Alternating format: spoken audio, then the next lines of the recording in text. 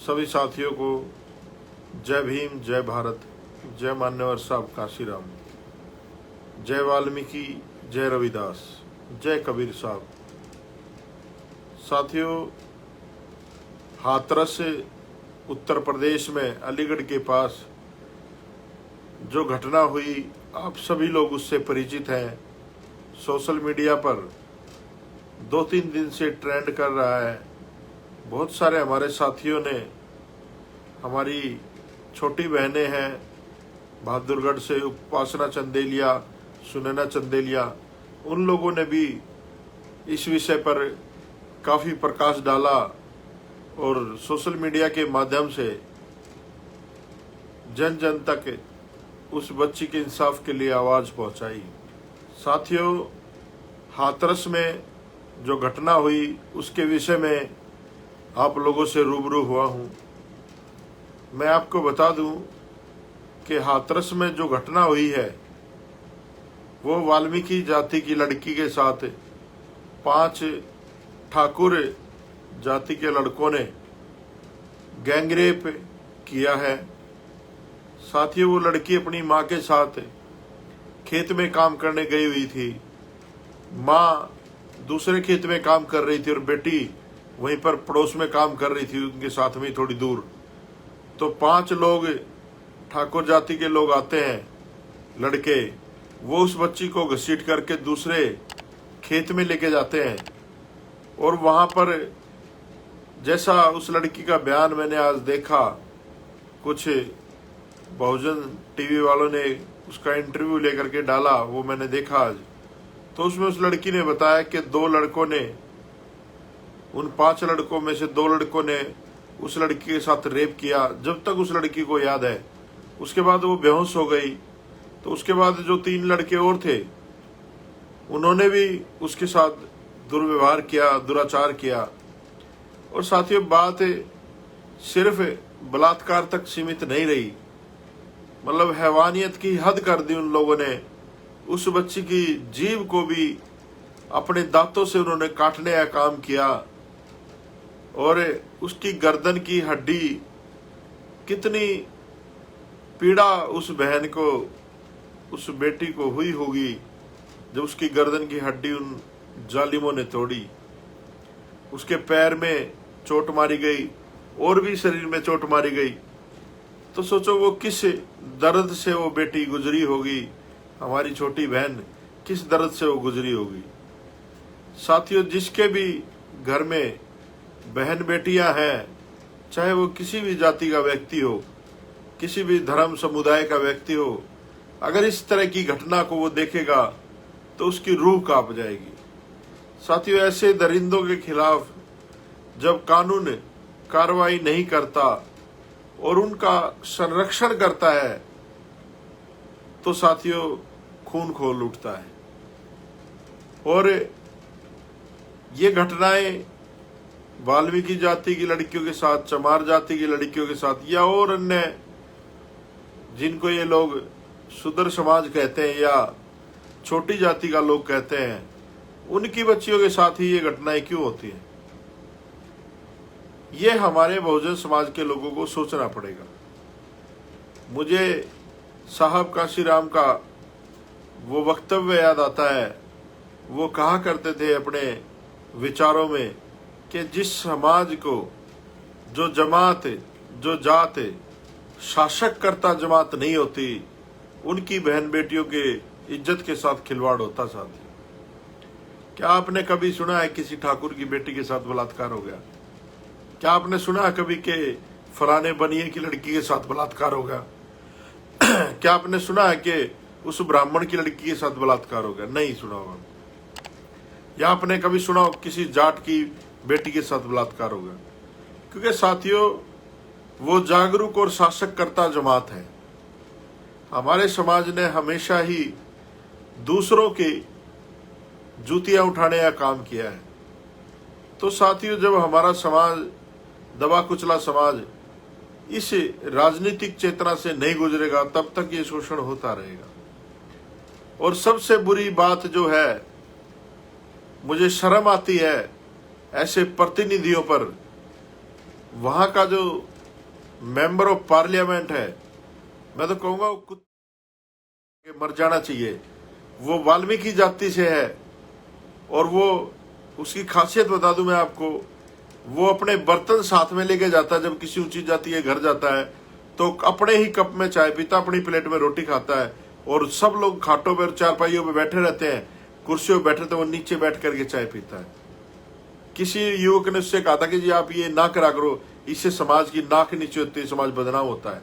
तो उसने कहा कि मुझे वोट जब ही देते हैं जब मैं इनकी अपनी औकात में रहता हूँ, इन लोगों के नीचे रहता हूँ, इनके ये हमारे मालिक हैं। तो ऐसे आप जो बहुजन समाज के लोग हैं, ऐसे तो आप प्रतिनिधि भेजते हो, तो वो आपकी कैसे रक्षा करेंगे। और ड्रामा ये लोग करते हैं कि हम लोग समाज के नाम पे, वो भाजपा से सांसद है वहां से, उसके पिताजी भी वहां से सांसद होते थे, वो भी इसी प्रवृत्ति के बताते हैं लोग कि वो भी अपने कप प्लेट साथ में रखते थे। तो साथियों, जब ऐसे नीच प्रवृत्ति के लोगों को आप अपना प्रतिनिधि चुन के जाए भेजेंगे तो आपकी बहन बेटियां कैसे सुरक्षित हो सकती हैं। साथियों, ये घटना इतनी मार्मिक है, इतनी पीड़ा देने वाली है कि हम इसको बयान भी नहीं कर सकते। मैंने आज उस माँ का बयान भी देखा उस वीडियो में। क्या गुजरी होगी उस माँ पे जब उसने अपनी बेटी को उस अवस्था में देखा जिसको एक माँ बर्दाश्त नहीं कर सकती। वो फिर अपनी बच्ची को घर लाई और हद हो गई वहां के प्रशासन की। उन्होंने जो एफआईआर की वो झगड़े की एफआईआर की, साथ ही क्या उनका पर्चा दर्ज किया। साथियों, ये तो जब थोड़ा सोशल मीडिया पर ट्रेंड किया है, कुछ साथियों ने, सतपाल भाई ने भी अभी बताया था लाइव आकर के, उन्होंने भी काफी प्रयास किया और बहुत सारे लोगों ने जो सोशल मीडिया पे इस आवाज को बुलंद किया, इस आवाज को उठाया। उसके बाद प्रशासन थोड़ा सा हरकत में आया और साथियों उस बच्ची के जो कपड़े थे उस समय के, वो तक पुलिस ने हिरासत में नहीं लिए। बच्ची का मेडिकल नहीं कराया गया, उस बच्ची का ट्रीटमेंट सही से नहीं हो रहा। तो साथियों सोचो उस परिवार के ऊपर क्या गुजर रही होगी। और मैं इस देश के जो लोग ठेका लेके घूमते हैं, ह्यूमन राइट्स कमीशन वाले या और बहुत सारे आयोगों की चेयरमैन है, वो ड्रामा करती हैं हड़ताल में बैठने का, मैं उन सब लोगों से पूछना चाहता हूँ, अगर ये बच्ची जनरल कास्ट की होती तो क्या जब भी आप लोग खामोश बैठ रहे थे, ये सारा का सारा देश हरामखोरों की जमात इंडिया गेट पे पहुंच जाती मोमबत्ती लेके। लेकिन ये आज क्यों नहीं आवाज उठा रहे? क्योंकि वो एक दबे कुचले समाज, शोषित समाज की बेटी है। हमारी बहन बेटियों की इज्जत तो फुटबॉल की तरह है, जिधर से भी जाओ कोई भी लात मारने का काम करता है हमारे लोगों को। तो इसके लिए जिम्मेदार कौन है? इसके लिए जिम्मेदार मुझे लगता है कि मेरा बहुजन समाज ही है, जो उस ताकत को पहचान नहीं पाया जो बहुत संघर्षों के बाद बाबा साहब अम्बेडकर ने अंग्रेजों के समय में ली थी, वोट की ताकत। साथियों, वोट तो जब हम अपने दुश्मनों को देते हैं तो फिर आपकी सुरक्षा कैसे होगी? तो साथियों, ये वोट जो है ये हमारी बहन बेटियों की इज्जत से भी बड़ी कीमत वाली चीज है। आप लोग अपनी वोट को कभी दारू में, कभी पैसे में, कभी साड़ी में, कभी किसी और लालच में अपनी वोट का सौदा करते हो। साथियों, साहब काशीराम जी कहते थे कि वोट बेचने का जो अपराध है वो अपनी बहन बेटी की इज्जत बेचने से भी बड़ा अपराध है। और साथियों, आज वो साबित हो रही वो चीजें। वोट के द्वारा ही हम लोग सरकार बनाते हैं। सरकार के अधीन प्रशासन होता है, शासन करती है सरकार, और जैसे शासन चाहता है वैसे प्रशासन करता है। आज प्रशासन सरकार के हाथ में योगी आदित्यनाथ की सरकार है। और यूपी में जितना ज्यादा गुंडा राज हो रहा है शायद ही देश के किसी कोने में हो रहा होगा साथियों। लेकिन अब ये गुंडा राज दिन पर दिन बढ़ता जा रहा है। समझ नहीं आ रहा कि ये लोग क्या चाहते हैं, हम लोगों से क्या चाहते हैं। हम लोग कोई नपुंसक लोग नहीं है। अगर बात कभी मान सम्मान के लिए हथियार उठाने की पड़ी तो हमारे बुजुर्गों ने इतिहास रचा है इस देश में। चाहे सम्राट अशोक की बात हो, चाहे कोरेगांव की बात हो या 2 अप्रैल भी आप लोगों ने देखा है कि हम लोगों ने कैसे संवैधानिक दायरे में रह करके लड़ाई लड़ी है। हम लोगों को मजबूर ना करो इतना कि हमें लोगों को न्याय लेने के लिए प्रशासन से टकराना पड़े। आप कॉन्स्टिट्यूशन के दायरे में रह करके सभी चीज़ों पे कार्रवाई करें। अपराधी अपराधी है, वो चाहे किसी जाति का हो, किसी धर्म का हो, किसी मजहब का हो, किसी समुदाय का हो। तो प्रशासन को इन मामलों में बड़ी सहनशीलता के साथ, बड़े संवेदनशीलता के साथ कार्रवाई करनी चाहिए और दोषियों को सजा देनी चाहिए। साथियों, जब ये मामला सोशल मीडिया पर ट्रेंड किया तो तब जाकर के वहां के प्रशासन ने एक अपराधी को पकड़ा है। ना उस बच्ची का मेडिकल हुआ, ना उनके खिलाफ एफआईआर लिखी गई, नामजद एफआईआर दी है, उस लड़की ने आज बयान भी दे दिए हैं, लेकिन साथियों किसी भी तरह का पुलिस में कोई हलचल नहीं है। क्या हमें हर लड़ाई के लिए, हर इंसाफ के लिए सड़कों पे उतरना पड़ेगा जब हमारी बात सुनी जाएगी? तो मेरा विशेष करके ये निवेदन है इस देश के प्रधानमंत्री से कि आपका नारा था बेटी बचाओ बेटी पढ़ाओ, शायद आप लोग भूल गए हैं।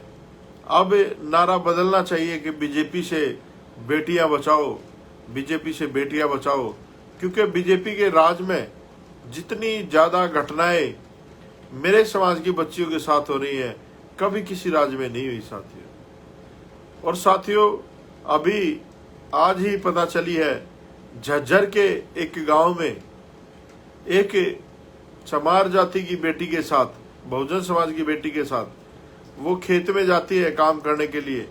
वहां पर भी कुछ हरामखोरों ने उस बच्ची के साथ गलत हरकत की, उसके साथ बलात्कार किया। साथियों, वहां की जो खाप पंचायत है वो भी उस मामले को दबाने का काम कर रही है साथियों। तो ये समझ नहीं आता कि गरीब की बेटी की इज्जत की कोई औकात नहीं है क्या? उसकी कोई कीमत नहीं है क्या? क्या सारा जुल्म और जाति इन गरीब लोगों पे ही होगा क्या? तो मैं सभी बहुजन समाज के लोगों से एक अपील और करना चाहता हूं कि बहुत बुरा समय आने वाला है। ऐसा समय आने वाला है कि आप सोच नहीं सकते हो। शायद कुछ लोगों ने वो समय नहीं देखा जब इस देश में, इस व्यवस्था में, जो मनुवादी व्यवस्था थी, इसमें देवदासियां छोड़ी जाती थी, नगर वधु छोड़ी जाती थी, वो हमारी जातियों की बहन बेटियां होती थी। मुझे नहीं लगता कि ज्यादा समय बचा है। ये वही भारत बनाना चाहते हैं जिसका इन लोगों ने सपना देखा, जिसका ढिंडोरा पीटते घूमते हैं।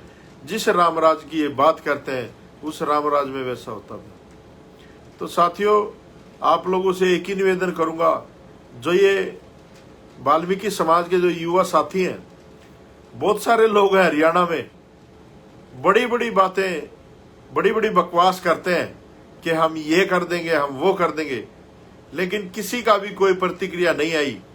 अगर इतने ही मर्द के बच्चे हो तो जाओ दिलाओ उन बच्चियों को इंसाफ। एक और 2-3 दिन से देख रहा हूं ट्रेंड, मजाक बना रखा है सोशल मीडिया का बिल्कुल। पता नहीं कैसे लोग हैं, क्या चाहते हैं। बहुत सारे भगवाधारी भी घूमते हैं, जय वाल्मीकि, जय रविदास, जय भीम, पता नहीं क्या क्या कहते हैं, लेकिन साले कहीं नहीं दिख रहे वो लोग। सिर्फ दलाल है, वो एजेंट है कांग्रेस और बीजेपी के। कभी भी समाज के लड़ाई में नहीं दिखते वो लोग। बड़ी बड़ी बातें करके आ जाते हैं पंचायतों में, कहीं नहीं दिखते फिर वो लोग लड़ाई में। तो आप लोगों से निवेदन है, अगर आप लोग साथ ना देश के तो अपने घर में चुपचाप बैठे। ये बेफालतू की बकवास सोशल मीडिया में जो करते हैं वो ना करें। और हम लोग 24 तारीख को पहुंच रहे हैं वहां पर हाथरस में। देखते हैं प्रशासन कैसे नहीं कार्रवाई करता है ना। हम बताएंगे प्रशासन को, वहां को, एसडीएम को, डीसी को, सबको, है ना। मैं बताऊंगा वहां पर आकर के, उनको बात करेंगे उन लोगों से। देखते हैं वो लोग कैसे कार्रवाई नहीं करते हैं। कार्रवाई तो करनी पड़ेगी, और हम लोग झज्जर भी जाएंगे, वहां से आने के बाद झज्जर भी जाएंगे, और हम इस देश में चाहे किसी की भी बहन बेटी हो, किसी के साथ भी अत्याचार होता है, अगर हमें पता चलता है तो हम लोग उसकी मदद के लिए हमेशा खड़े रहेंगे। हम कोई जाति देख के, धर्म देख के नहीं किसी के साथ खड़े होते। जो अन्याय है, अन्याय के खिलाफ हम लोग खड़े हैं, बाबा साहब के संविधान के साथ हम लोग खड़े हैं। तो आप लोगों से निवेदन है, जो वहां के साथी हैं अलीगढ़ के, हाथरस के आसपास के, 24 तारीख को कलेक्ट्रेट ऑफिस पहुंचेंगे हम लोग, फिर उनके परिवार से भी मिलेंगे। तो आप लोग ज्यादा से ज्यादा संख्या में वहां पर पहुंचे, और डरने की जरूरत नहीं है भाई।